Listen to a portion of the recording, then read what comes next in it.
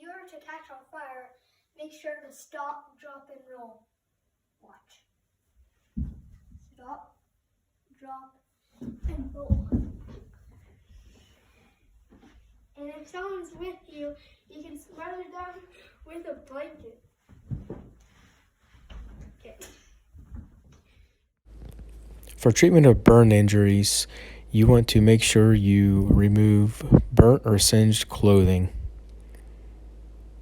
Wrap the wounds in dry, sterile dressings.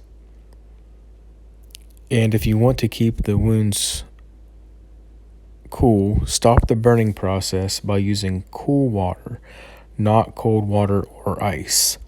You never want to place ointments on a burned wound and never break the blisters.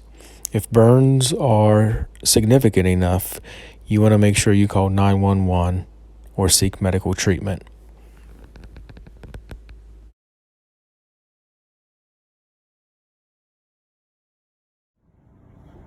For bleeding control, you want to apply direct pressure, elevate the wound, and if you have access to a tourniquet or a restrictive device, you want to wrap above the wound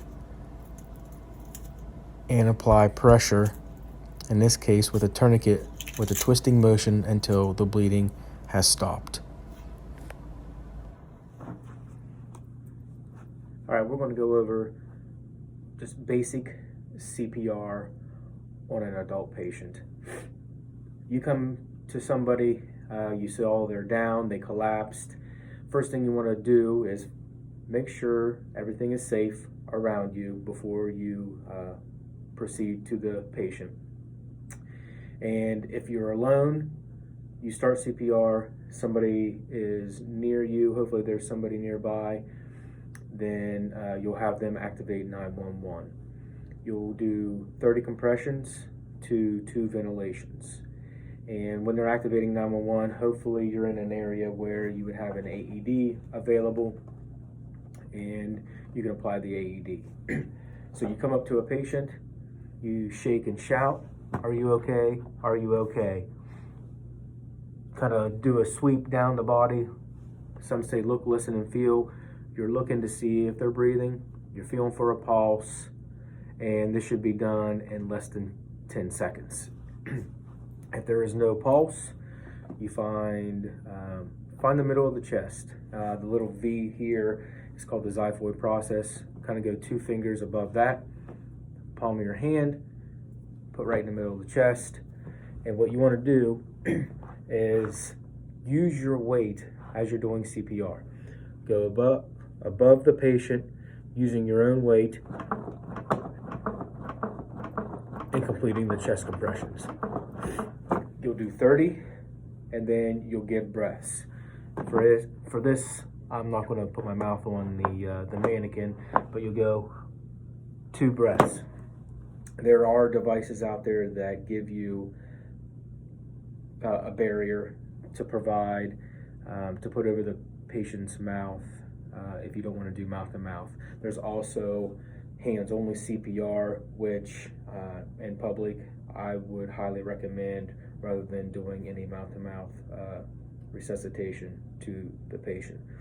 So as you're doing CPR and switching off 30 to 2, if somebody does come with an AED or just comes to help, try to switch off every 2 minutes if you can before EMS arrives, because you will tire out from doing the compressions. When an AED arrives, there are multiple brands of AED, but they all function the same. There should be a power button and a shock button. The pads will become available, and as you can see, they are labeled and they will tell you where to put the pads on the patient. So you place the pads,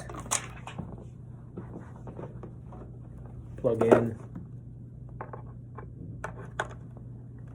and turn on. Once you turn on, you just listen and analyzing heart rhythm. Do not touch the patient. Make sure you follow all the prompts. When they say do not touch the patient, do not touch the patient. Shock advised. So it analyzes the heart rhythm. Charging. If there is a rhythm to be shocked, Stay clear of patient. it will advise to shock. Deliver shock now. It'll Press charge the first. orange button Make now. sure you're clear. If everybody else is around, you say, I'm clear, you're clear, we're all clear.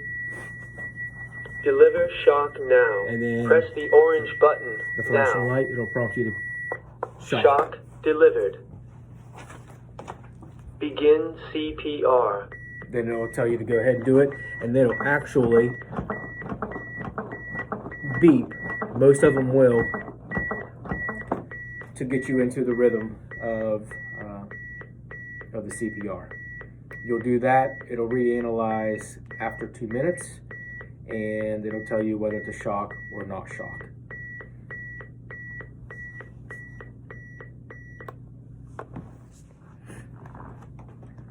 For a victim that is choking, most patients will give the universal sign that they're choking.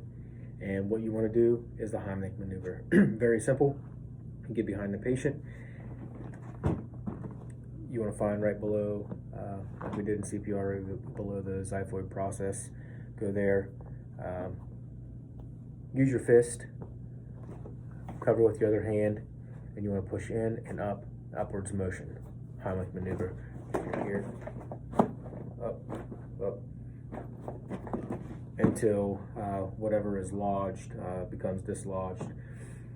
If it comes down to it and the patient is unable to clear the foreign object and ends up losing a pulse, then that's when you would proceed to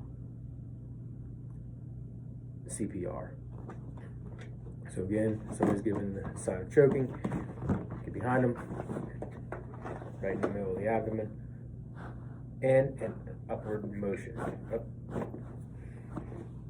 If you are alone, or if it's a larger patient, and you have a chair or something sturdy that they can lean over and you can thrust the object, or say the chair, into the abdomen as you would with the hands. You could also use that to try to get the foreign body loose from the airway.